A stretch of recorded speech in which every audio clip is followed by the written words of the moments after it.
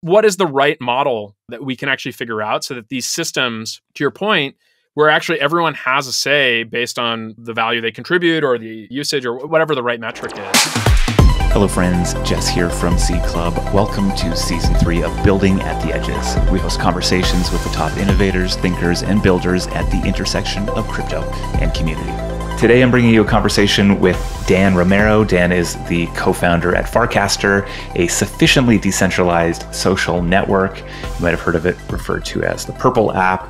This conversation with Dan, we get into, him defining what all that means. What is a social network? What is a sufficiently decentralized social network? How does he imagine the business model around Farcaster evolving? What does ownership in a decentralized or sufficiently decentralized social network look like?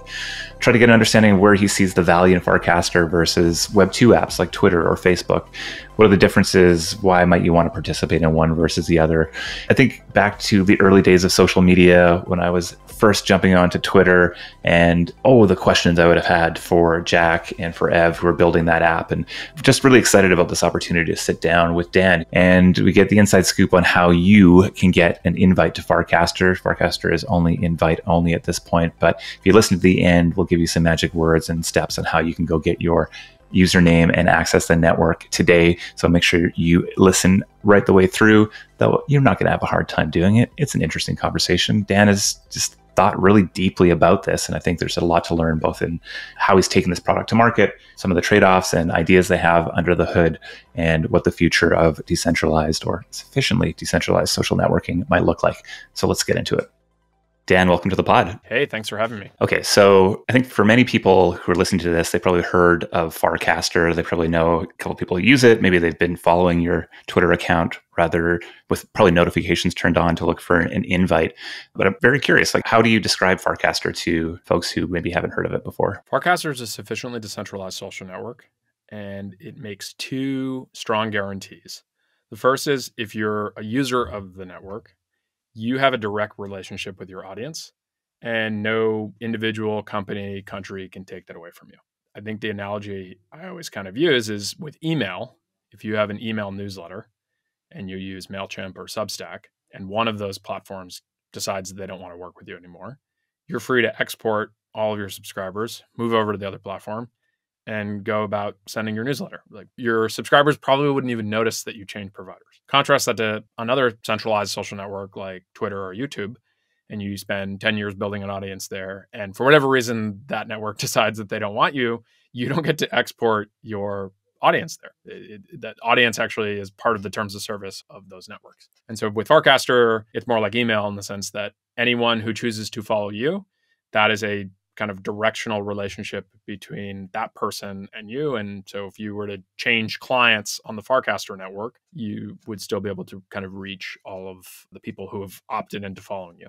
And then the second guarantee for the network is that as a developer, you have direct access to the underlying data and APIs of the network. And I think, to use another example from the past, Twitter used to have a pretty vibrant third-party developer ecosystem. There were a lot of third-party Twitter clients.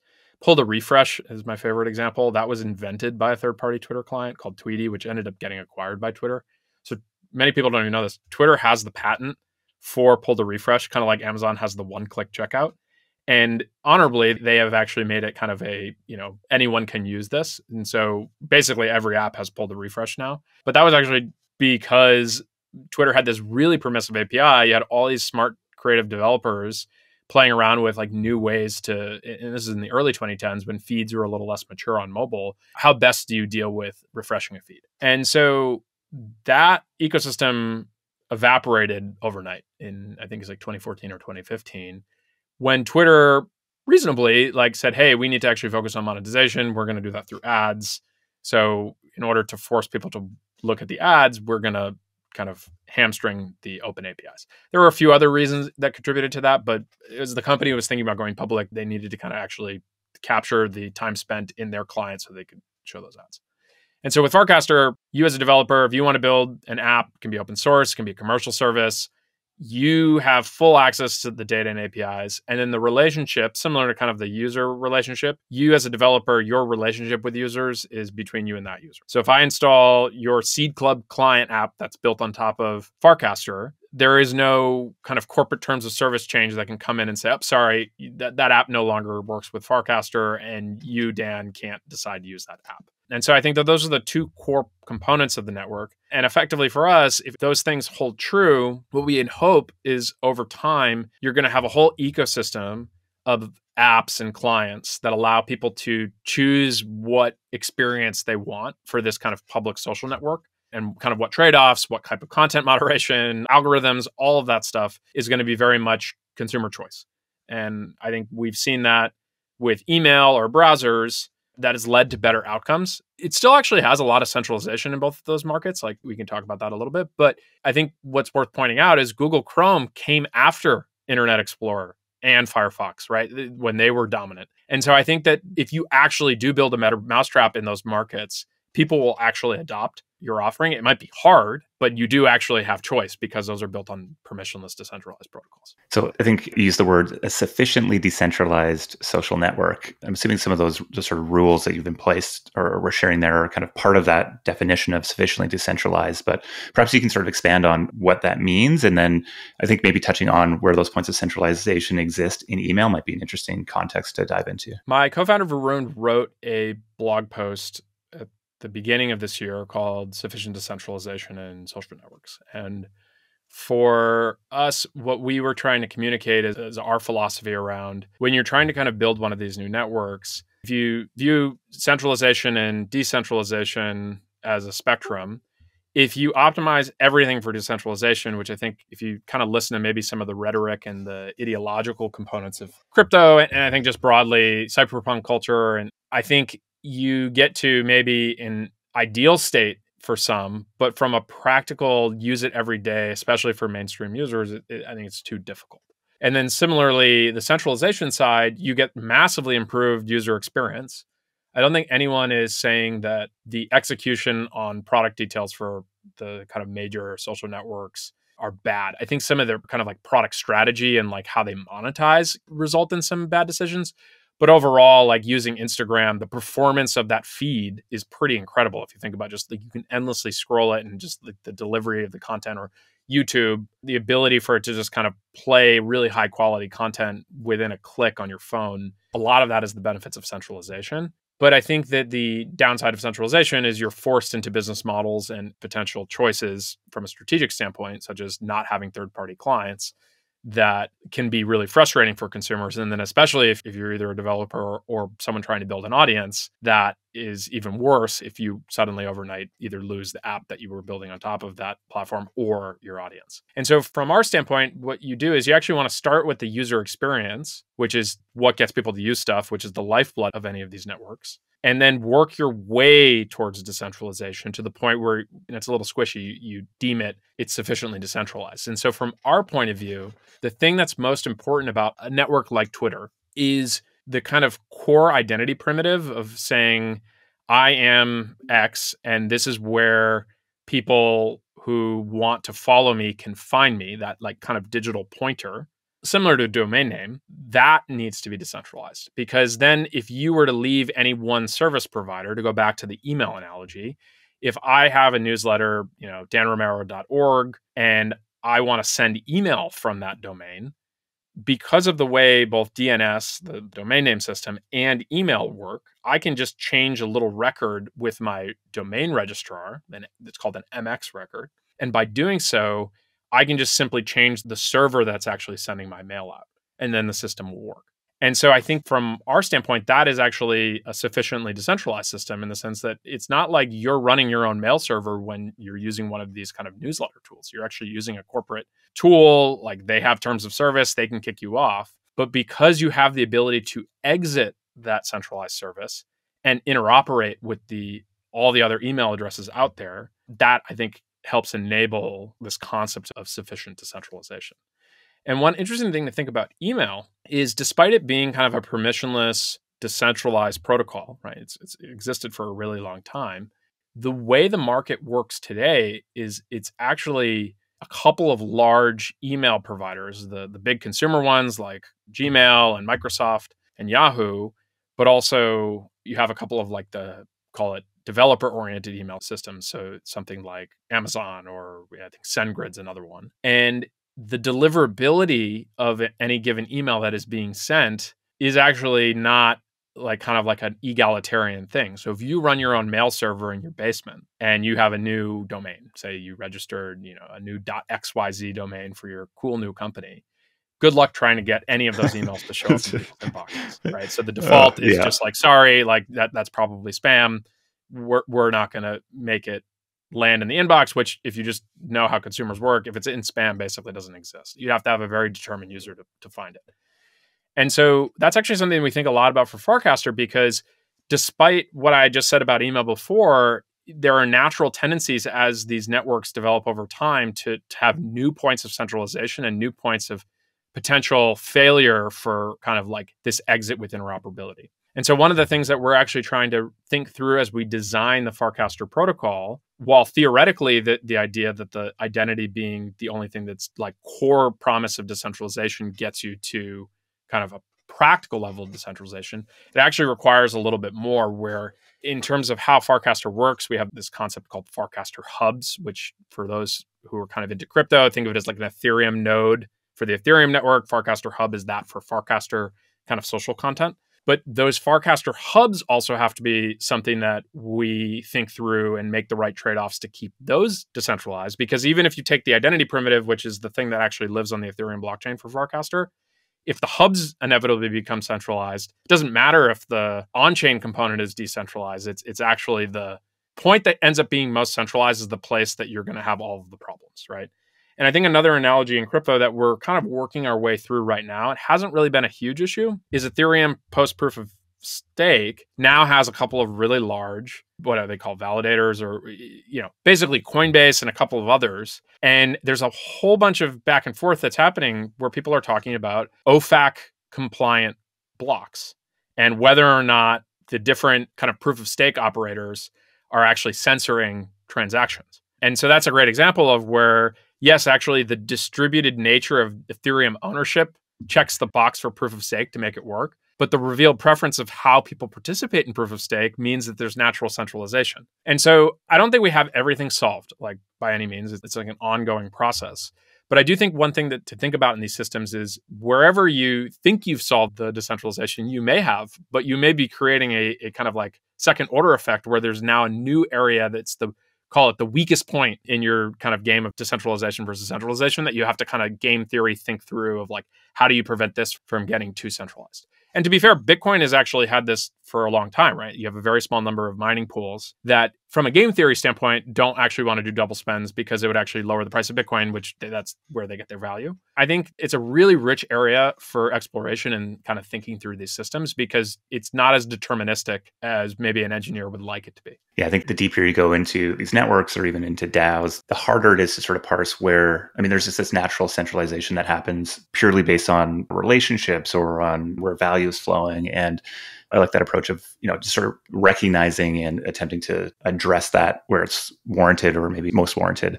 I think there's another piece of centralization that if we think about from like a more consumer preference standpoint, which I think is a thing that I definitely want to dive into with you, because I think you've been very, at least from my point of view, been very pragmatic and focused on building useful experiences for members who join Farcaster. And I think there's some richness to get in there. But, this idea of exiting and being able to leave, and I guess like Ben Thompson talks about aggregation theory quite a bit, and it's sort of where attention aggregates is where value flows. And definitely that's built on sort of more Web 2 business models. But like, does exit matter if where you're exiting to is a barren wasteland and nobody is there paying attention to you? Like, does this depend on there being a significant number of individuals using a front end, and won't sort of Farcaster most likely just be that front end? I think it's spot on. And it's a question I think about all the time in that, so there's decentralization, and then there is like, okay, is it like technically decentralized in the sense that do you have a second client? And then there is practical, right? So if I'm using the client our company, Merkle Manufacturing, has built for Farcaster, and I spend a lot of time building an audience, and then there is no viable alternative. If for whatever reason Merkle says, hey, we don't want you to use the client, we think you're behaving badly, and like we just don't want to do business with you. Well, if there is no alternative, then while technically you could write your own client but you're not going to. And so then effectively what you have is a company with one client that has a very permissive open database. And one of the reasons I think we've been so slow to kind of get to like kind of a broader public launch, there are a variety of reasons, but one of them is I think it's tough to go call yourself a protocol when you only have one client, especially with something like social, right? Ethereum, I think, is a little different in the sense that like, okay, you can have multiple implementations of nodes, but as long as I can kind of run another node, I'm probably not going to get blocked because the default implementation. But I think it's worth thinking about that. I think going back to the consumer preference thing, though, that's a really important point because there were two ways to frame it. Is I think consumers are, if you want to take a kind of more negative connotation, is consumers are lazy. Just people are lazy in general. And so what they optimize for as a revealed preference most of the time, most people, is convenience, which I think is actually just a more positive way of saying it. It's like you make something easy and convenient, people are going to use it. And I think like if you look at the successful set of software internet companies, the ones that tend to win in the consumer space tend to make the most kind of like convenient, easy to use, intuitive experiences. And an interesting example of this is where I used to work, Coinbase. I spent the 5 years at Coinbase, and then even since, everyone always talks about how Coinbase is so expensive, right? And it's like Coinbase also is holding your crypto. If you're a hardcore person, you're like, not your keys, not your coins. And the reality is that Coinbase has 100 million customers and is still continuing to grow customers, despite being twice as expensive as everybody else, and not giving you the full freedom that you would if you hold your own crypto with your own self-custodied wallet, because most people don't want to deal with the hassle and they're willing to pay a premium for convenience. And I actually think in some ways, this is why certain people just don't understand Apple, because they want to put everything into a kind of feature checklist. And Ben Thompson's written about this as well, with what Clayton Christensen got wrong in terms of talking about the innovator's dilemma and why Apple, despite being kind of this premium offering, hasn't been disrupted on the low end. And for those at home who don't know Clayton Christensen, he's a professor, used to be at Harvard Business School. I think he's since passed away. And he wrote this book called The Innovator's Dilemma that just talks about how usually what happens in any given market is you have the kind of market leader tends to focus on the higher end of the market. And then inevitably you have some kind of cheaper low end that comes in and then kind of works their way up the value chain and disrupts the incumbent. And it's kind of as like one of his last points in this framework is that he said that the iPhone was going to be disrupted by Android, just in the same way that, the Windows, Intel, Microsoft Intel duopoly ended up eating through all of IBM and all this other kind of stuff. And that was wrong. If anything, Apple has actually gained share in developed markets. And the reason is the consumer preference, assuming you have some level of ability to afford it, is for convenience and the kind of product design and some of these other things. And so then kind of going back all the way to how that affects Farcaster, I think one thing that we've had a strong belief since day one, and part of this I think is informed by the Coinbase experience, is if you build a really well-designed and kind of convenient, easy to use user experience, that is actually going to be the single largest driver of usage. For most people, right? Like there are always going to be some ideologues who are willing to use the more technical thing because they really believe, and I actually really respect that. But I think if you just take the practical realities, most people don't have that level of energy or time. And so from our standpoint, and this goes back also to the sufficient decentralization point, is what we're trying to offer people with Farcaster, at least today, for the early adopters, is just like make a better product experience that also happens to be built on top of, decentralized protocol, not a okay product experience, but it's built on a decentralized protocol. Because their revealed preferences, they're not going to use it. They're going to continue to use Twitter or wherever else that they already have that habit. And so I think it's like a deep respect for, and this is actually, I think, something that people in crypto, Web3, whatever you want to call it, tend to dismiss, is the Web 2 companies, the reason they got so big is because they had a deep respect for those like kind of laws of consumer psychology and revealed preference. I think I may have said this. There's stated preference. I ask you what you want, and then what do you actually do? And so I think that that's been a really informative thing in terms of how Varun and I have thought through some of the product challenges. And the famous line there, obviously, is Henry Ford would say, if I'd asked my customers what they wanted, they would have wanted a faster horse, right? I think there's also a component that in Silicon Valley and then later internet product culture, Steve Jobs was famous for not asking people what they wanted. It's like, just know what people actually want. And there's definitely truth to that, especially when you're building consumer experiences. But there is this kind of thing where you have to pay attention to what actually the revealed preferences are from people. Otherwise, like, you're just going to sit there and you're kind of almost like a hipster. You're like, well, I built the thing that people should like, but they just happen to not use it. Well, it's like, okay, cool. It's an art project. Like, what's the goal? And if you're trying to build something that people are going to want to use every day, you really have to dial in on what are the revealed preferences of people. And then if you're trying to do that in a kind of protocol-oriented way, it's like, how can you match the revealed preferences of people while still building in kind of this protocol-first way and in a way that allows for the permissionless innovation and those strong guarantees I gave you before about like what makes a protocol great. So I guess just to push on that a little bit further, if I'd sort of take what you've just said there, it sounds to me that the expectation is that most people will probably actually participate in Farcaster through the Farcaster client. You are putting a ton of time and thoughtful design into this product. And that if we sort of look at where maybe the stated preference that for users who feel like they are current, say, Twitter or YouTube social network landscape isn't a space where they are able to be themselves for whatever reason, they say they want to leave and go somewhere else. In reality, those places they go to are really like far inferior, not just from a technical perspective, but also like all the people who don't want to hang out on Twitter, put them in one room, probably not a room I want to go hang out in. And I don't think most people there would want to either. And so I guess just to get back to my point earlier, like, why build this decentralized if you think that ultimately people are just going to use it through the main client? Yeah, so I think it will be like that for a while until it's not. I don't have like a specific threshold. I think generally think in orders of magnitude. So we have 4,500 people in a beta today. So somewhere between 10,000 and 100,000, maybe someone says, hey, this is worth my time to go build a competing client, even though that team has spent multiple years thinking about it. And I maybe can learn some things. Maybe I clone what they've done and just kind of iterate on the edges. I think when you get to the 100,000 to 1 million people on the network, it becomes even more compelling to say, you know what, I actually think like it's worth it, even though that there's another funded team. Like, I just have better ideas. I think that this is an underserved area. And then obviously if you get to 1 million to 10, and like it just gets bigger and bigger. And so I think it can be simultaneously true where it's like there's no point in competing with them. And then at the same time, it's actually is like that's the massive opportunity. And I think we just have to be really focused on is one, holding up the ideals of the protocol where I gave you those two examples where it's like you really, as a user, if you want to switch to another client, you're going to continue to have all the same access to the audience that you built, right? So that actually encourages you to switch to another client. Simple example, I have a Gmail address. I don't switch from Gmail to other providers to even test them out because changing my email, even if I did forwarding, it just like is kind of a pain. Whereas if you use G Suite and you had your own domain, that actually becomes a little bit easier to do that, right?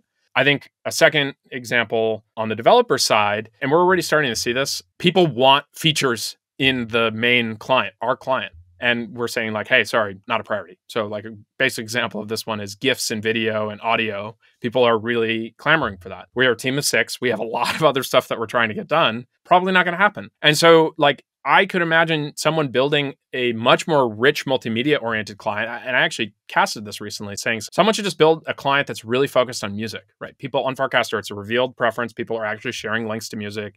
They share links to YouTube music. People ask for music recommendations. They have music NFTs that are showing up in their wallets. You could make that client, and it could be a team of 1 or 2 people, right? And you don't have to go raise a ton of money for that or whatever. And then the nice thing is the protocol is actually doing a lot of work for you, right? It's verifying all the posts. It's making sure all the identities are set up.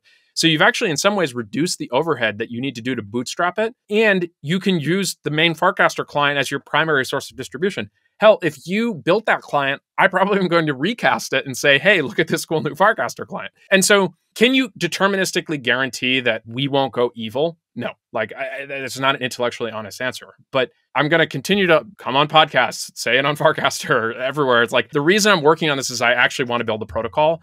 And I view it as a huge success if we actually get to scale, where today we have 99% of client usage on the network. If we get to a point where you have 100 million people using the network every day and we have 10% market share, that to me is a resounding success. Like that's something I can point back to and say, I actually helped build that. And I really believe that there is a way to thread the needle there. That said, if I put on the skeptic's hat, there is no way that I wouldn't be skeptical listening to someone like myself on the, hey, I've watched every Web2 company say that they were going to do this, and then they turned around and screwed people over.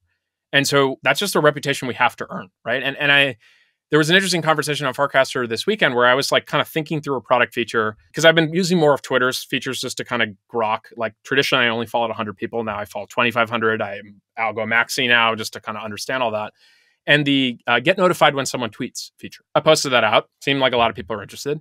And then I had a developer who rightfully was like, hey, I actually built this other tool. Like, should I stop working on it? And so I ended up having a really thoughtful offline conversation with this person. And I think we got to a good place of like understanding what he was trying to build and like what we were thinking about here. But I think it's like, there are going to be hard situations where we need to figure that out. In the Apple parlance, it's called Sherlocking, where there's this kind of app that used to be what now is Mac OS Finder called Sherlock, right? Like look for your files. And since that app got killed by Apple making it a first party, every year at WWDC, there's some set of apps that now kind of gets folded into the overall ecosystem. Like people forget, like the flashlight app used to be a thriving ecosystem of like power flashlight apps that just basically turned your screen white before they even had the physical flashlight. So I think like we're never going to be perfect on this, but I think we need to do our best to be a steward of the protocol while at the same time doing what I think is the single biggest service to the protocol is with our client, growing the number of addressable daily active users for the protocol. And if you actually think about Apple,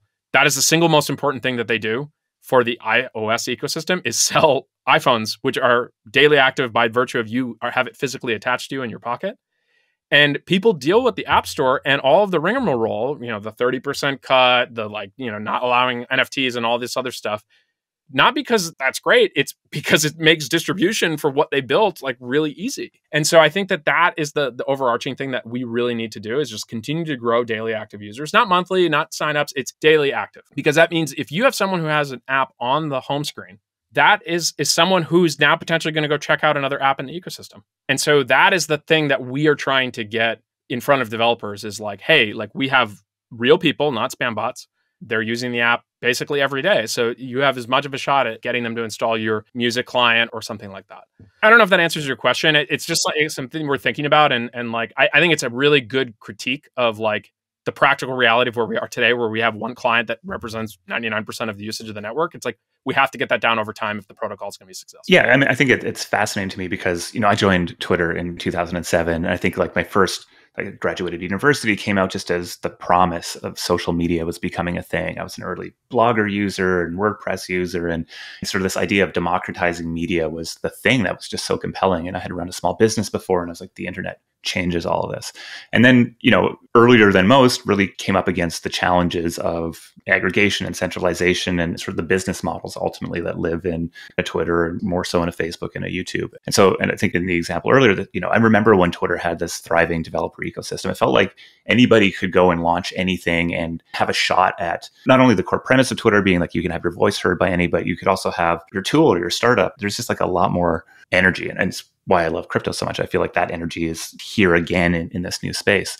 But the sort of closing down of the API was very much a business-driven decision, right? It's an advertising business. I think they started to see a number of other clients get rolled up as somebody's trying to go build a competing advertising business. And very much the incentives lived within, you know, Twitter Corp to close that down. And so I guess my question for you is like, how are you thinking about the business model or the economic model of Farcaster? And so far as it supports this grand vision that you're laying out? Yeah. So protocol and client. Let's talk about protocol for a second. In Farcaster V1, kind of had an identity primitive that was just a username.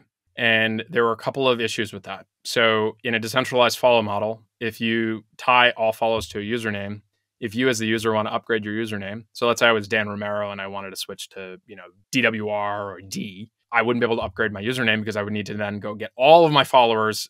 Imagine how you have multiple clients to go re-sign that follow. And so naturally we moved to a model where what you do with a centralized database is you have an ID number. So there's something called the Farcaster ID. It lives on chain. It's a one-time, so just gas only fee. And it's just an integer that increments. So if you're the 33rd user on Farcaster, your FID is 33. So if you're old school, you remember ICQ where it just incremented every single number of user. And that's fine. It's abstracted away from the user. It's how everything in the system works. But that's actually important because you can do it once and you can continue to use the network forever and never have to pay another thing. And so I think there's a little bit of friction there and a little bit of cost. We've actually built this kind of gasless onboarding, so you don't even need any crypto to sign up and we'd cover the cost for you. I'd imagine over time, there are going to be plenty of companies that are willing to kind of do that. But the nice thing is it also prevents a bunch of spam because if just by virtue of having to convince someone to pay for you, there's probably going to be a little bit more verification or things like that, right? The optional component, and this is a hypothesis, we're going to test this, is if you're really into the Farcaster ecosystem, right? Like you just love using Farcaster apps and like all these different clients, having a username that is this kind of specific to that ecosystem, which can also potentially unlock other benefits. And so like one of the things is like we have a decentralized storage network for all these posts. You can imagine the base level, if you have an FID, you get X amount of storage on the network. And then if you have a Farcaster username, you get more. Right. We still need to actually kind of figure out how to like make that all work, but we have an idea on how to potentially go do that. And you can imagine some other kind of features that we could bundle in that over time. But actually, its core premise, I just have this general belief that anywhere you spend a lot of time in a digital setting, you're actually willing to pay for cosmetic upgrades that kind of indicate that you're serious about status. And so give a couple examples. So one, Fortnite, free-to-play game. People buy skins in that game for billions of dollars a year. Counter-Strike is another example. It doesn't actually make you a better player. Like it's just strictly a, hey, this is a little bit of flair. I think Reddit just showed an example of people are willing to buy collectibles and different things for flair. And I think that the third is if you just kind of look at Twitter and what they're about to go through, I suspect that you're going to see is a large number of people are going to be willing to pay, and maybe they'll have different grades of blue checks to solve for the people who want the, I'm an important person. But I do think that there will be just like kind of a default where you just pay and it's like you get a little check and that's the default experience. Max me out. I want the most credit I can possibly get on Twitter. And I think that, I think you're 100% right there. Right. So this is going to be a stated preference. Oh, I don't want the check. Like, this is stupid. Don't pay Elon. The reveal preference is like, wait a second, I have 100,000 followers on this thing. If I don't have it, I'm going to knock at the distribution. Yeah. I'm going to hold my nose, even if you don't like it, and pay for it, because what the deal here is like, if the game is everyone has a certain base level of status and that's how the default interactions are, that's the way it's going to work. And so that's actually going directly to the protocol. It doesn't go to our company. And that will go to a treasury for the protocol. And our view is over time, that should help the protocol be independent of any one company. In the sense that you could imagine developers, similar to Ethereum, working for the protocol. There's probably some nonprofit. And that, I think, is an important thing for two reasons. So one, I think if you look at protocols like the web and email, yes, they're decentralized, and it's like in theory, anyone can contribute. But the reality is all the big corporations who run those big services dictate the de facto control of the networks, right? Contrast it to something like Linux, where it's one person, BDFL, but potentially experimenting with models there, I don't know. I think it could be pretty interesting. I think a second reason that it's useful is if people are willing to pay for something, then it's probably valuable, right? Like, it's like by definition. And so you can imagine now if there's, 100,000, 1 million people who are willing to pay $10 a year to a protocol, I bet you that group of people on average is going to be pretty high quality relative to the other social networks that exist out there. $10 is not going to break the bank for most people. Yes, in developed countries versus developing countries is going to have different connotations, and maybe you can figure out differential pricing models or people willing to sponsor that. But going back to the point is all you need is that FID is actually to be able to post. So it's not even like you necessarily need that. So that to me is important, is actually build the muscle. Like, don't pretend that you can monetize later. And I think we've seen some of this in DeFi where it's like they're able to give tokens out, but then it's like, okay, actually, are any of these protocols going to be able to collect fees? There's actually, I think, one impressive thing about Maker is that they've actually generated revenue through stability, like fees over time and from an early stage. And so I think that's an important thing. I think I learned that at Coinbase. It's like, get people to pay for things early on, because that's actually going to show you the revealed preference of consumers, whether they actually value something or not. And then the second thing is on the client side, I think that there's a whole variety of options for monetization. And in our case, philosophically, just like something I'm interested in, but I also think it's the right dynamic for how I want the relationship between users and what I actually want our customers is, instead of advertising, we are planning to monetize via kind of a freemium subscription model. So we will have a free tier. People can use our clients. And then we're going to put some set of features behind a paywall. And if you're a more active and engaged user and you want these features, and hopefully we've come up with a set of features that are valuable, right? So otherwise people won't subscribe. And if they do, we shift the relationship between you being a Farcaster user and being the product, right? If you think about traditional social media, it's like time spent turns into ads watched, which turns into revenue. We can actually shift it to being a customer subscriber, where our calculus changes. How do we increase time spent doesn't become the first thing. It's how do we provide more value to our customers and subscribers? And I think a great example of this is Amazon Prime, which started with free shipping. And then over time, it got big enough that they said, hey, we're going to add video in here because it'll make the Prime subscription more valuable. And I don't think we're adding video anytime soon. That's not the point. But the point is it changes the relationship between you and your users to being customers. And then I think it's your product decisions on the margin are about what's going to actually increase something like NPS, right? So it's a customer satisfaction, effectively, for those who don't know what NPS is. But that is actually, I think, a really powerful thing and a motivating thing to be able to actually build products where people are willing to pay you for them. You actually want to delight your users in a way that, or customers, right? I'm so programmed to say users because when you think of social media, you always say users. But if you can actually shift the customers, I think it's just a more pleasant way of, building products. So I'm curious, my infatuation with crypto really came from this idea of having ownership in the networks that I'm building on. So, being an early YouTube user or even Facebook user, building out and investing a lot of time, energy, creative heartbeats into creating a following or subscriber base there, only to have that sort of removed as new monetization models or features sort of rolled out.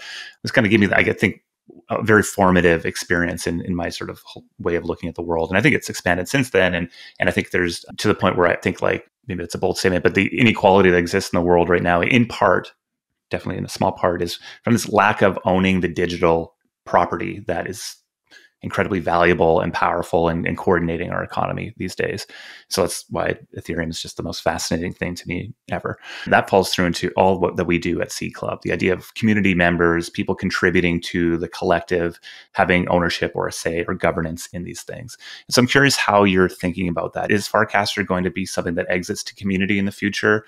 I see a few different pieces here that make that both exciting and probably fairly complicated. Yeah, the way I think about all this is I want to prove that the hypotheses work in order before, from a sequence standpoint. So we kind of wanted to prove first, will people even use the decentralized social protocol? We have 4,500 people using it. Metrics look good on that scale. It's a small social network today. We're going to continue to try to grow that. So that is one that we have some early signs of proof, but we want to scale it a lot more. So that is still an ongoing thing.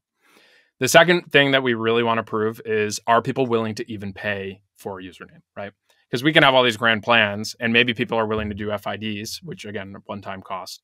And then most people are going to be like, no, I don't actually care about a Farcaster username, or it's a very small number of people. Okay, well, so in that case, we need to actually think through is there any value accrual to the protocol at all, right? And so you got to actually figure out what is the value there. There's another version. Let's just hypothetically say no one wants to pay for usernames and we can't figure out anything for Farcaster, the protocol, to actually have a sustainable revenue model. Just make that assumption. I don't believe that, but let's just from an intellectual standpoint. Then we could say, okay, well, who controls the GitHub repo for the default implementation of the hub, right? Which, if you think about Bitcoin is technically controlled by miners, but very important to that is the Bitcoin D or whatever that core piece of software that most ecosystem participants use.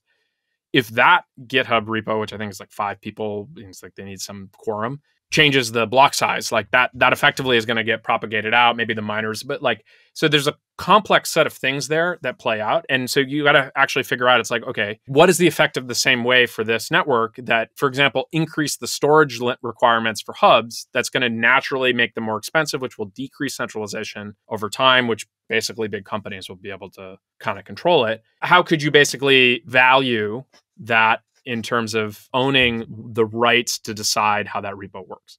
I think actually, to be totally honest, where we are today with GitHub is the primary place. It's a centralized company and it's where most people do the collaboration.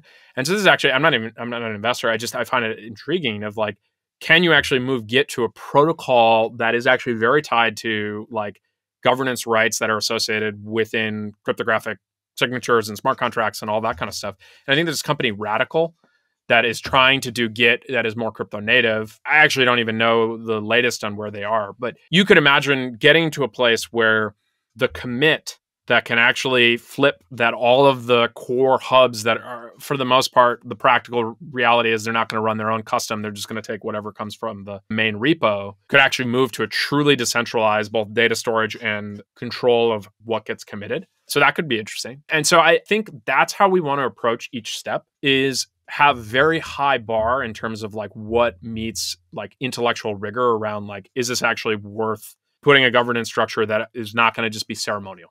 And so like what I don't want to is like announce this kind of like thing that we drew up on paper, only to then have it be like, well, practically the guy who has the GitHub key over there, regardless of what you say in this snapshot vote and on chain, like. And so that's actually one of the things I think is so interesting about nouns. And I'm sure there are other, and maybe you can actually tell me about like other people doing this kind of stuff on chain. But this idea that they have an on-chain treasury, there's an on-chain active proposition, voting, governance system, and that people are building muscles, right? Because so many of these governance systems are just, they don't get used enough, which means you run into this kind of like negative feedback loop that it, like people are less interested or they delegate everything.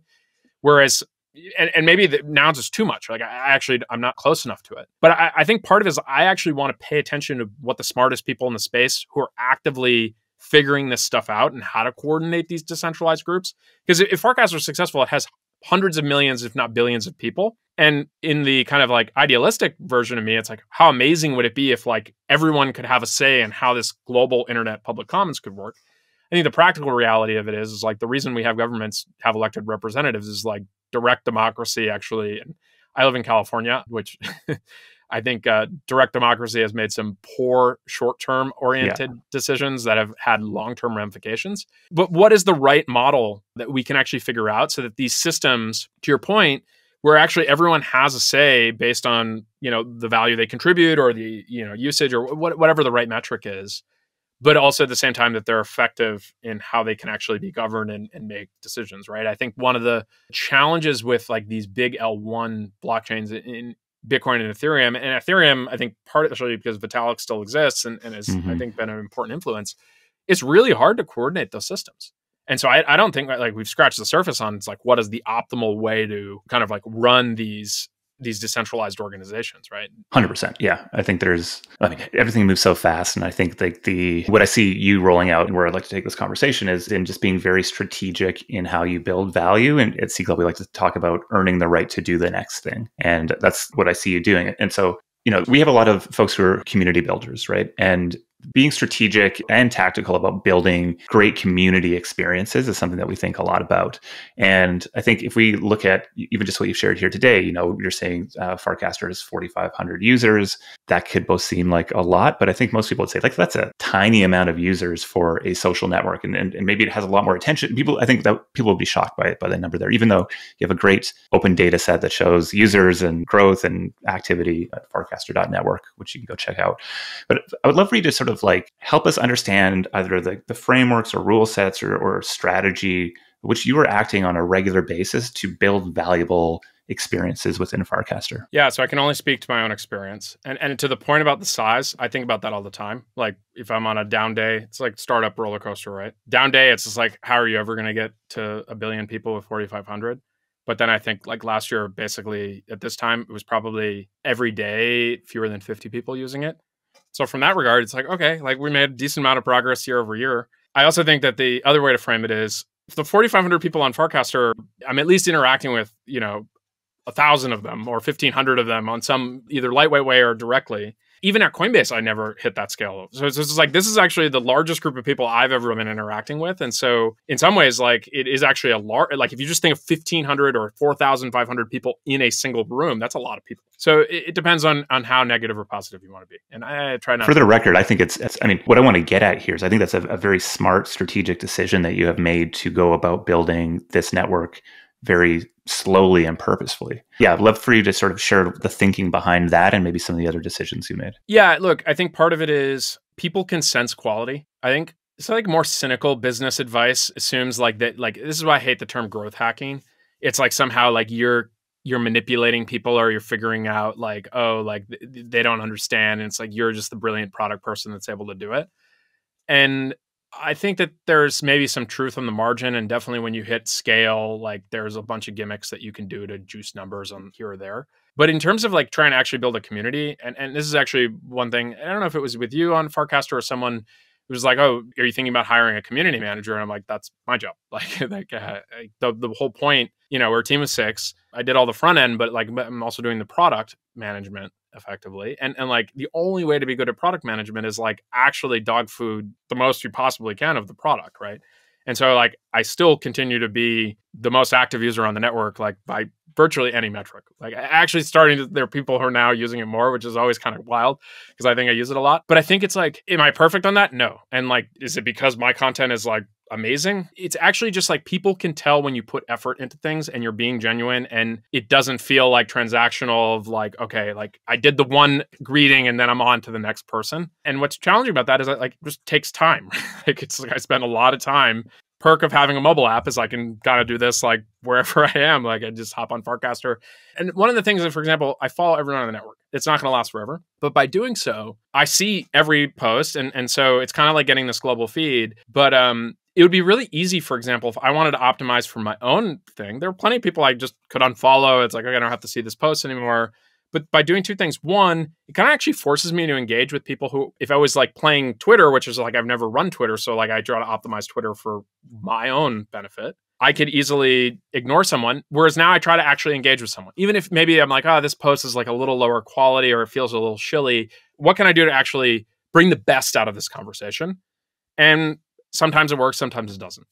And I think that the second thing that Varun and I both try to follow everyone is we basically kind of see where the network is going to be into the future almost, because most people don't follow that many people. And so their experience might be delightful today because like, you know, they're only following people in the network who know the norms. And by the way, every community starts to develop norms. And that's actually one of the biggest things that I've noticed. It was like, as we've added a lot more people recently, the marginal person listens a little less and they do a little bit more talking because they're kind of bringing Twitter culture in. Whereas I think what makes Farcaster great is like, it, you know, the classic, what people call engagement farming on Farcaster is people try to ask a thoughtful question and then they get a whole bunch of thoughtful answers. Or it's like the person comes in and they try to do a thread. And it's like, we actually made the UI not work with threads because we're trying to nudge people into like, hey, it's a slightly different modality. But I think with seeing kind of like what the average new user, how they're behaving on the network, and it's a little easier to do this in a public social network with a feed versus like a Discord with a bunch of different channels and private conversations that you can't see what are happening.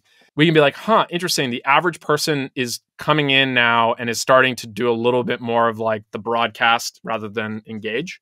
What can we do from a product standpoint? And that's the perk of like the community building plus product is we can change some of the defaults so that it kind of can nudge things in a different way. And so like one example of this is we haven't had an algo in the app until recently. And it's the second tab. It's not the default tab. Partially because I like the like promise that if I'm following you, I get that. But the highlights tab is basically all engaged towards conversations. We actually don't put a lot of weight on likes and recasts, which I think on Twitter that I don't know the exact algo, but that seems to be more important. And the reason is those questions to me bring the and kind of engagements that actually brings out the best of Farcaster because you actually see a variety of different opinions and people try to give thoughtful answers. And so like that's a great example of we were organically trying to do that before that tab existed. But by adding that in and showing that as like kind of in the default UI, you're slowly nudging the community towards a set of norms that hopefully like whatever set of norms you have, that's what actually compounds, right?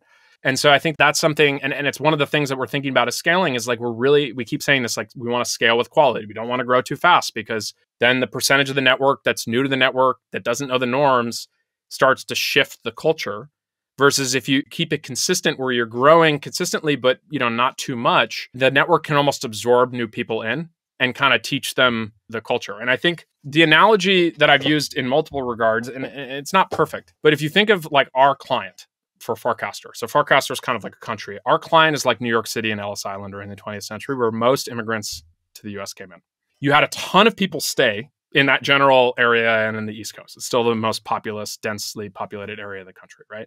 All different cultures, all different places people are from. But there are plenty of people who moved on from that area and they moved to different states and brought different cultures with them and subgroups and et cetera. But I think that the important thing is like, one, we set the tone when people arrive. And then two, like when you show up to a new country, there are customs and cultures that you, and particularly a country like the US, where they kind of become absorbed, especially into that next generation of people who are here.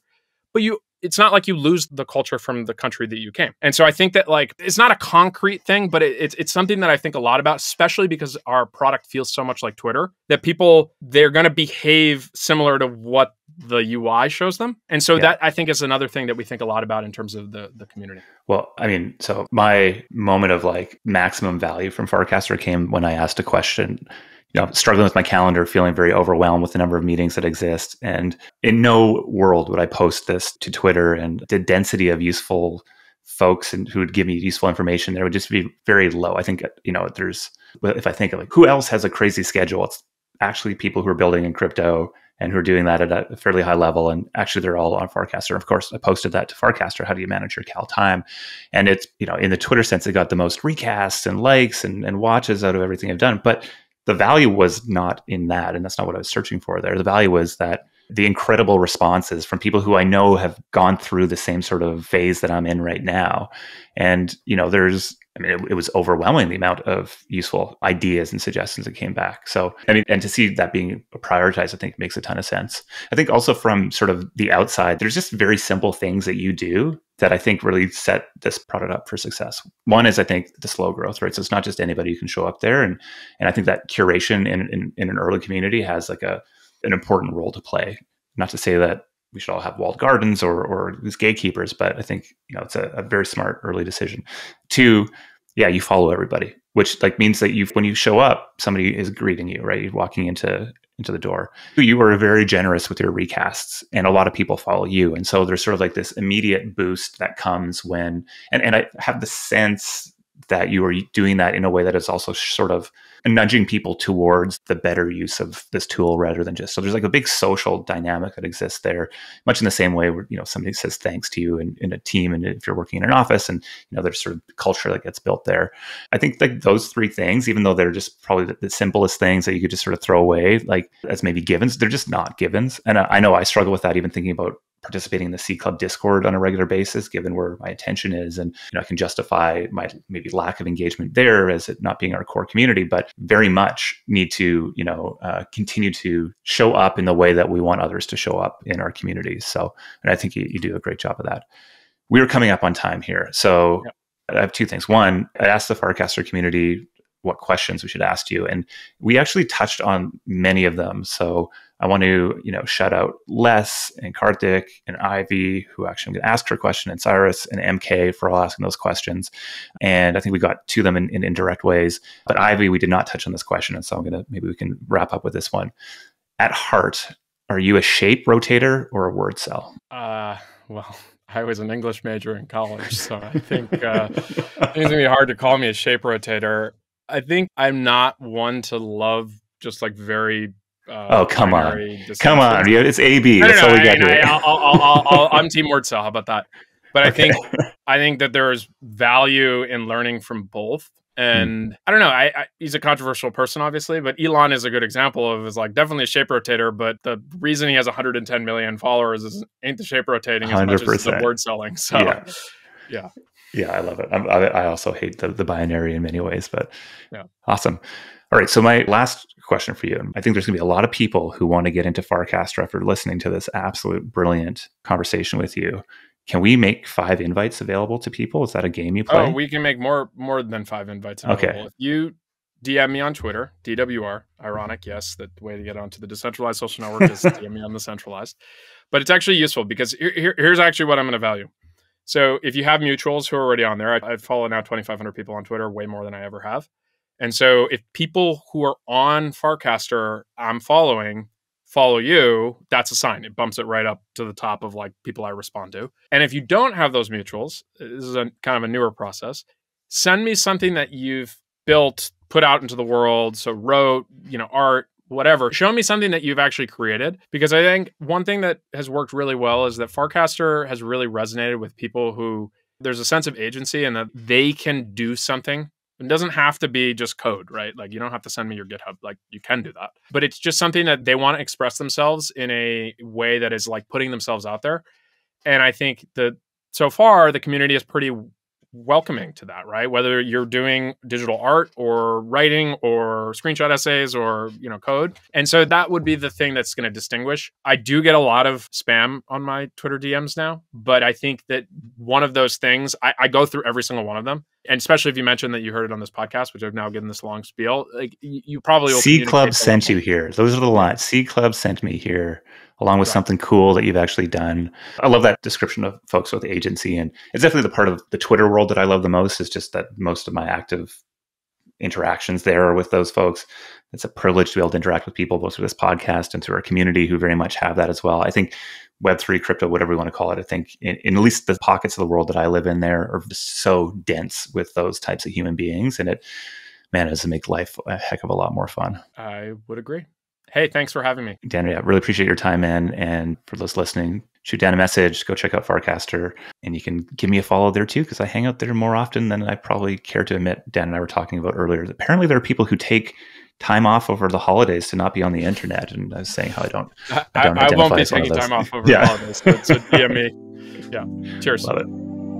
Hello, friends. Steph here, Media Team Steward at C Club. If you like this episode, please subscribe, rate, and review Building at the Edges. This helps other Web3 builders discover these valuable insights. And tell us what you think on Twitter. Tag us at @CClubHQ. Thanks for listening. See you on the internet.